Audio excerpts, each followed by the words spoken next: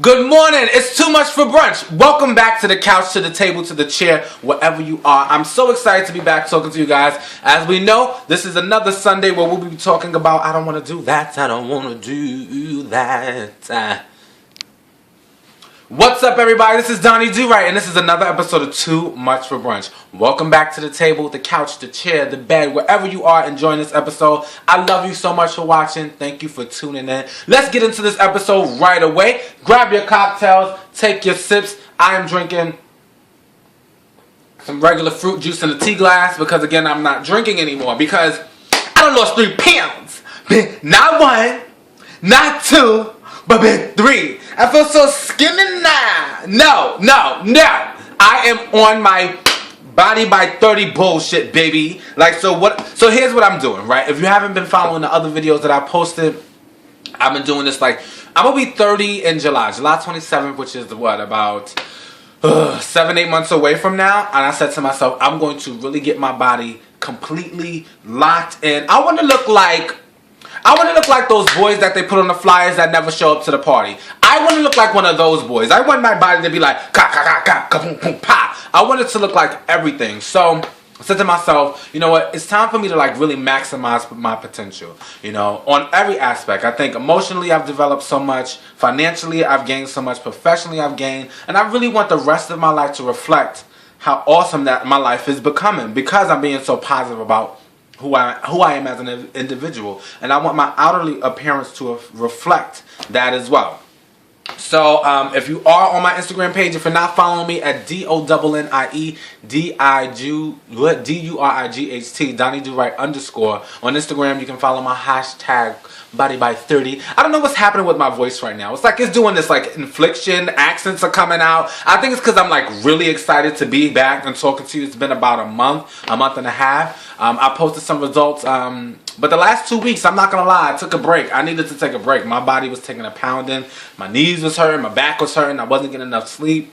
And I think it was because I was putting too much pressure on myself to get these results because I started to share it with you. And I'm really competitive and I don't like to be embarrassed. So I'm like, you know what? If I'm doing that, I might as well do it right. But I think in order for me to do it right, I need to slow down and start working out twice a day for 6 days a week. And just kind of pace myself a little bit differently. I got 8 months, and what I'm proud about the most is that I'm actually committing to it and I'm actually doing it. So whatever the results may be by July, I know I'm going to be proud of them and I'm just not going to beat myself up anymore.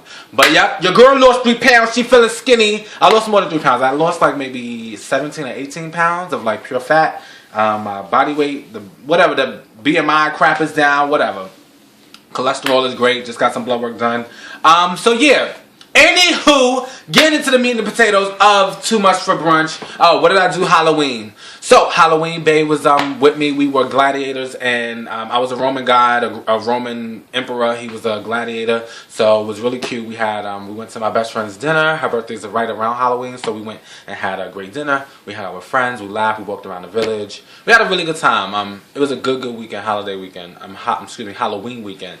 Halloween is done. Thanksgiving is on its way. I can't wait to eat my daddy's pies. Because everybody's talking about these patty pies, bitch. But Patty ain't got nothing on my daddy's sweet potato pie. Okay? Let me tell you, my daddy's pies are amazing. He has mad brothers and they all make pies. And my dad's is the best.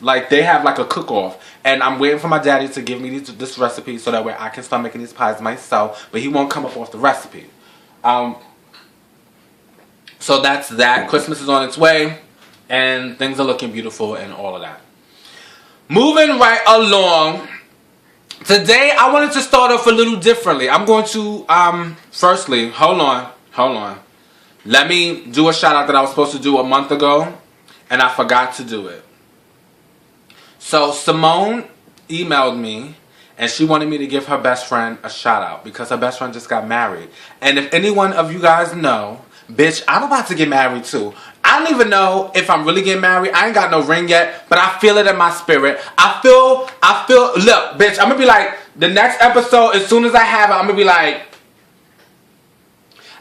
is anyone paying attention? Because, girl, this ring is going to be heavy, this finger. But Simone wanted me to say to her best friend, Misha, congratulations on your marriage. You've been married for about a month now. Congratulations. I wish you well. So much love, so much light in your new union. I want to follow behind your footsteps, girl. Send me pictures of the wedding. Send me a picture of your dress. Send me a picture of the bouquet, honey. I don't know how I'm going to do my wedding, but my wedding's going to be fabulous. It's going to be gay. It's going to be amazing. And I can't wait to invite you guys via video because y'all not going to be at my wedding.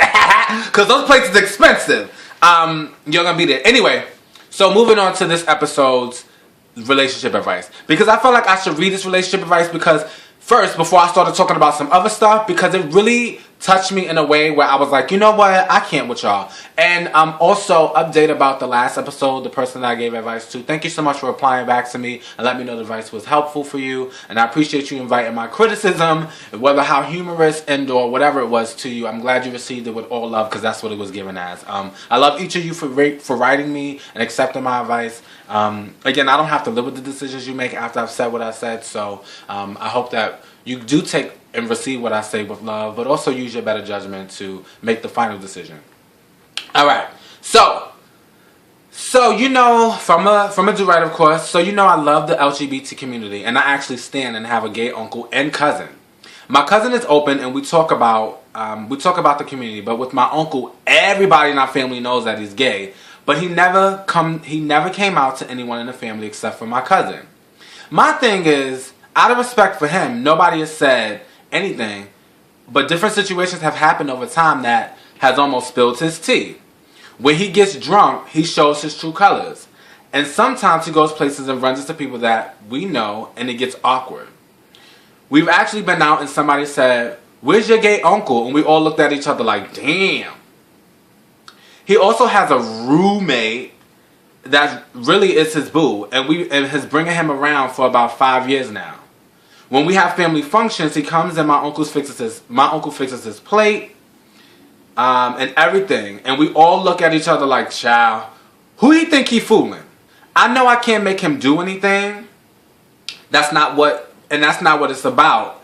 It's like, hey girl, everybody knows your tea, so who you hiding from?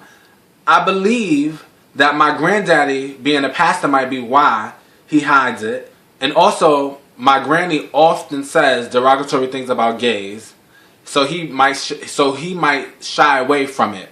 But we all just want him to be comfortable being himself, especially when we already know the tea. Is there anything we can do, or should we be minding our fucking business? Love you as always. So, let me take a sip, because y'all know it's about to be reading season. So let me say this to you because the Duright that email I actually feel like I'm really connected to.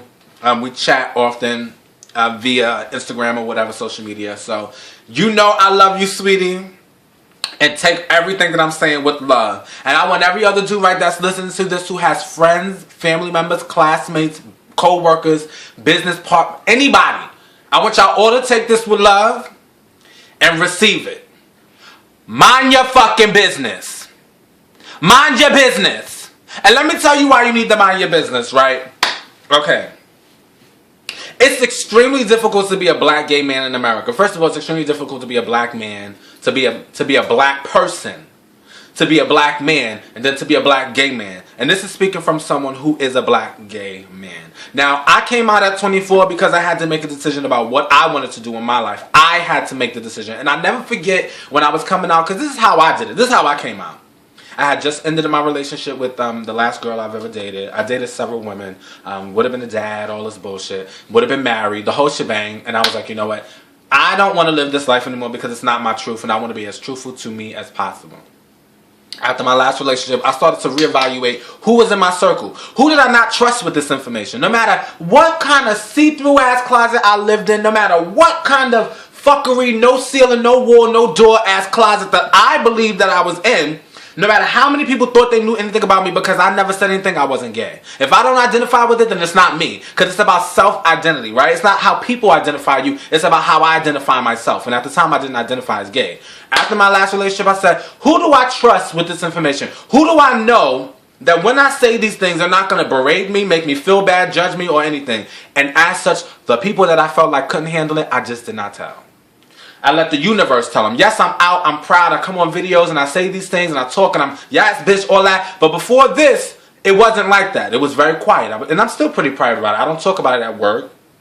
It's not their fucking business. Now, if I do feel comfortable enough to chat about it, then sure. But you have no idea the amount of pressure that it takes to come out. To constantly come out. Especially if you're one of those tradie gays. Like for me, on camera, I give it up, girl. I dress well when I'm out in the street, and I speak with a deep voice, and I present myself in a blendable way. As some people say, I blend into society. Do you know how difficult it is to blend into society when people constantly question you? Question what you do, your movement. Is he gay? Is he not gay? Mind your business! How does that help anybody? Whether I'm gay or not, the only people that it matters if I'm gay or not is the people that I want to have sex with. Now, y'all worried about why he fixing place for this guy and why he had a roommate for 5 years and why? Why is your son 14 and still pissed to bed? Not you per se, but I'm just saying in general.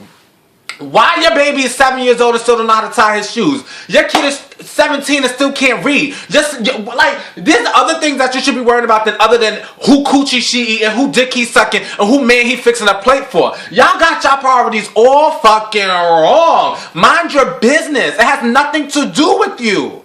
Now, for him, it just may not be something he wants to discuss, and for him, he may not be ready to identify with the fact that he's actually like gay and that people know. Sometimes it's in some people's mind. I can't say for everyone because I can't speak for all gay men's experience. I'm only but one gay black boy. I can't speak for everybody, but I can speak for my experience, and I can kind of make you kind of understand what it's about. Now, you said his daddy is a pastor, his grandma's derogatory. Even my family. When I'm with my family and they say the F-bomb or they do things or they say that's gay, I check them. And when they do things that I don't like, I don't go around them. Now, if you love your uncle enough and you say you do, you sound like you love your uncle enough, there's no reason for you to pressure him to come out. That's not your job. Your job is to love him. And if you love your uncle enough, don't put him in a situation where he has to cut your ass off. Because that's going to suck. Because you love him, you want to be around him, but if you kind of pressure him to do things or say things that he's not really comfortable describing yet, then he's going to stop fucking with y'all.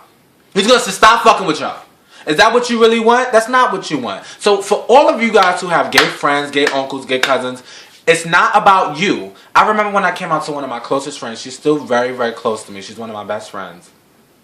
And when I came out to her, I took her to a restaurant, one of our favorite restaurants, where I could get her drunk for cheap. And I was nervous as shit. My hands is sweaty. I'm cold. It's middle of the summertime. I'm cold. I'm nervous. And it's because this is a secret that I've been holding for as many years as I could remember. And I remember when I sat down and I told her, she was like, okay. But it's me. Why couldn't you tell me? Like, it's not that serious. It's not about you. Like, y'all gotta stop. Y'all gotta remove yourself from the situation. It's not about you. It's about me or the person who's coming out. It's about how I identify. It's about how I feel. It has nothing to do with you. Be honored that I am going to tell you the secret. And when I say honored, I don't mean like, oh, it's a privilege to know. But it's like, I trust you with something that I've been holding for a long time. I'm trusting you with a secret, and I'm expecting you to love me and still be around me with this secret. So be honored that they love you enough to share that with you. But then this goes to something that I really, really, really want to talk about in the black community, and even not just the black community, just the hetero norms.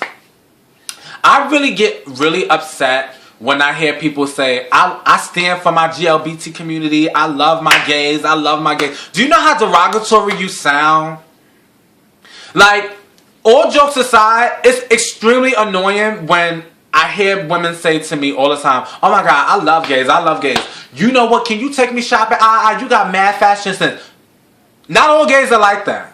We're all not the same. Just like all women are not the same, not all men are the same. Now, no one is the same. No matter what culture you identify with, no matter what sexual orientation you identify with, whatever gender you identify with. None of us are the same. What really pisses me off though, and what really grinds my gears, and this is some real shit. And I've never talked about this outwardly other than to my best friend, because they're friends of mine who I need to check on this.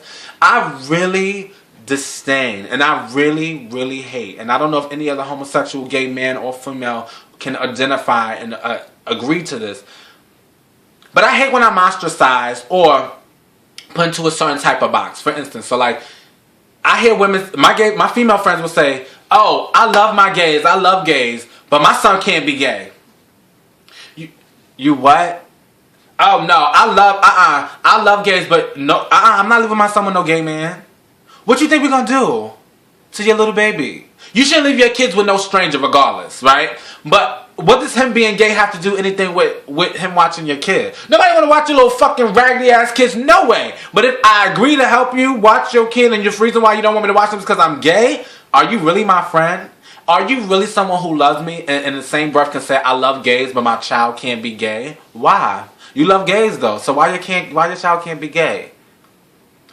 If you don't like gays, but don't put me in I'm the okay gay and everybody else is not okay. No, if your child comes up gay, what you gonna do? Comes up gay. If your child comes out as gay, identifies as gay, and says that his sexual or her sexual orientation is gay or lesbian, what you gonna do?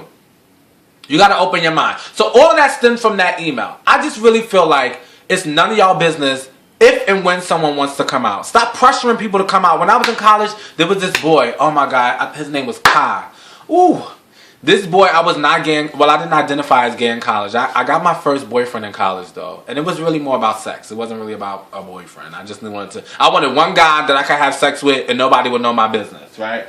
And when I was in between relationships with women. Because I never dated or had sex with different sexes at the same time. Either I was with a dude having sex, that was done, and then I dated a woman, right? That doesn't justify anything or whatever. It's just what I'm telling you. He used to OD on me.